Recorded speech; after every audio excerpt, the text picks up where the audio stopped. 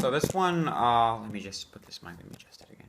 Okay, so three things so when you looked at John Cena, you looked at a guy who knew how to deliver a perfect promo. I mean, he wasn't always the best, but he learned.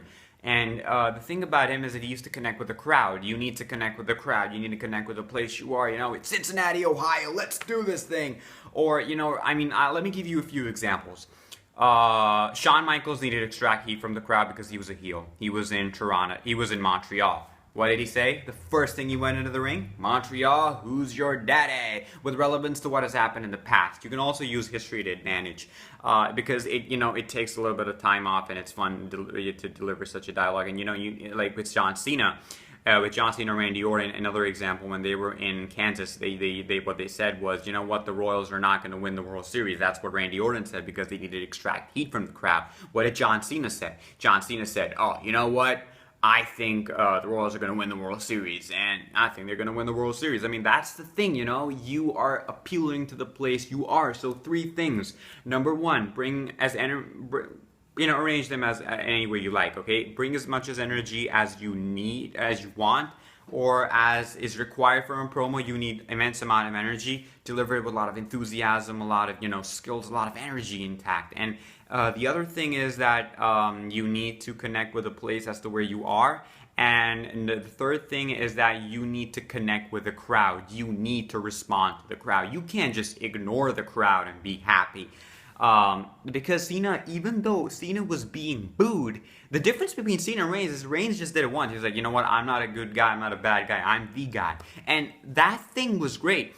But the difference it became monotonous after a while because he kept on saying it every single week. If you continuously say stuff every single week and you don't really change yourself, things are not going to go good. Now you look at how it was past Monday Night Raw when, at the Ambrose Asylum, it was Roman Reigns, Dean Ambrose, and Seth Rollins. And that was great. I really liked it because, Roman Reigns finally delivered. It finally felt a little bit more natural when he was saying that, they're not going to call me the guy because I'm the WWE World Heavyweight Champion. They're going to call me the guy because I beat you. He said that to Seth Rollins. That was good.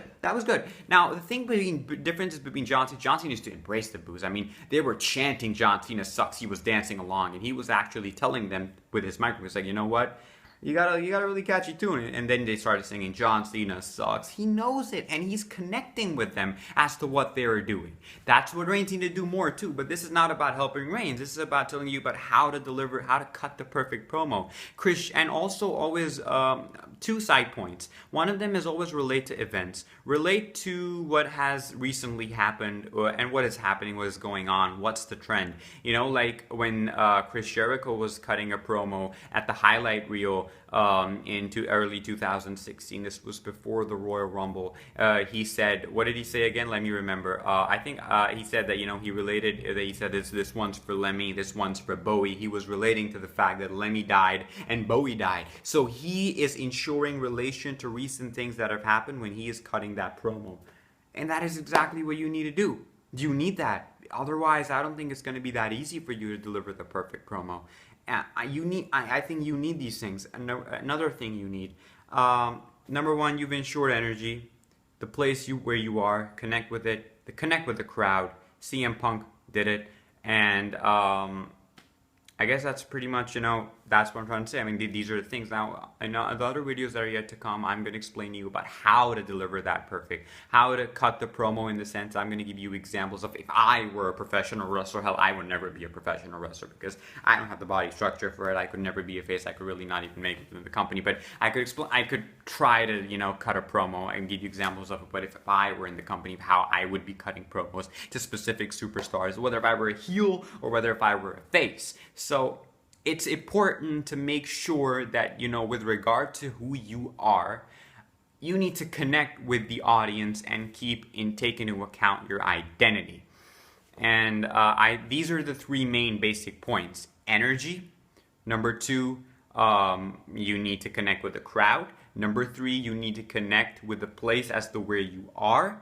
And a side point, always make relevance to recent events that have occurred. In order to buy off time when you're cutting that promo or when you're using your mics or whatnot, whatever, you need to say something that is something to do with history, like, you know what, you won at this pay-per-view, you never won, you never did this, you say it every single week, you said it last time, you lost, you never won a Money in the Bank match, like John Cena said to Chris Jericho back in 2012. By my calculations, you have never won a single one of them. You have not won a single one of them, and that's what's interesting. So, you know, you can also buy off some time through that if, you know, you're struggling during your promos or your mic skills when you're delivering them. So that's pretty much it. So in other videos, I'm going to be talking about how to, like, I'm going to be giving examples if I was cutting a promo. I don't know how many times I've said that, so I don't think I should say it again.